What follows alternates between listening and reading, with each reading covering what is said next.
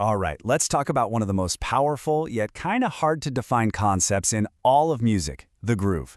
We're going to break down the rhythmic laws that make you want to move, and we'll focus on three huge ones: swing, funk, and reggae. So really, what gives music its heartbeat? I like to think of it like this. If the melody is kind of like the face of a song and the harmony is its emotional landscape, well, the groove is its pulse. It's the actual life force pumping through it. You know, a groove isn't just a bunch of notes on a page, it's a feeling. It's that rhythmic framework that takes a simple mathematical sequence of beats and turns it into something physical, something that just demands that you move. But here's the thing, as we're about to see, not all grooves are created equal. A jazz cat from the 30s and a funk bassist from the 70s, they are speaking two completely different rhythmic languages. Okay, so let's start at the beginning, chronologically anyway. We're going back to the jazz clubs of the 1920s and 30s to talk about swing.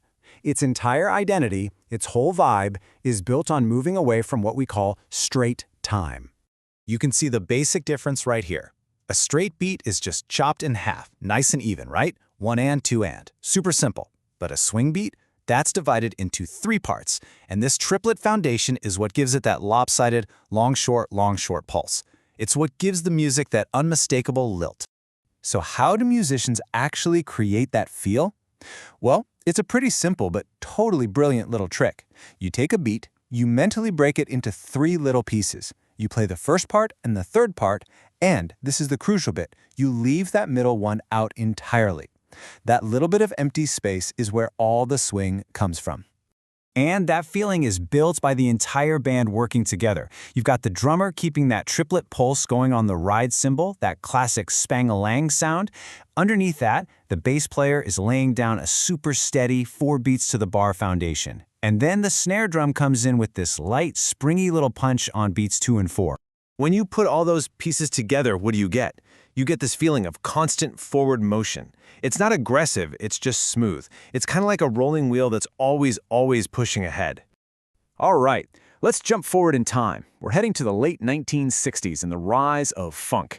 And this, of course, was spearheaded by the one and only James Brown. Funk basically took that rolling, smooth feel of swing and just tightened every single screw. It created something brand new and incredibly powerful. And the difference is just immediate. We're totally moving away from that round, triplet feel of swing.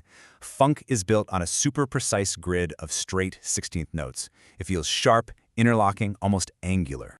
And here it is, the golden rule of funk. It is all about the one. That first beat of every single measure is the anchor for the entire groove. It gets this heavy, undeniable accent. Everything else revolves around that massive downbeat. And because the one is so strong, it actually frees up everything else. You get all this incredible syncopation, those guitar scratches and bass pops happening in the spaces between the main beats. But it all has to be unbelievably tight. That creates what musicians call the pocket, a groove that's so solid you feel like you can just sit right down in it. Okay, on to our third dialect of rhythm. For this one, we're headed to Jamaica in the late 60s. See, reggae didn't just tweak the groove, it performed a totally radical reinterpretation of where the weight of the beat should even be. The revolutionary idea at the very heart of reggae is something called the one drop. And just look at this. Notice that the first beat is often left completely empty. Where funk hammers down on beat 1, reggae creates pure, empty space. The big, heavy hit from the bass drum doesn't even show up until beat 3.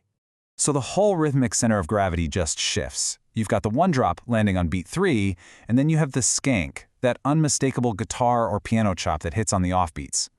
All of this creates a feel that is just incredibly relaxed and heavy, almost like the whole band is leaning back and pulling the tempo along with it.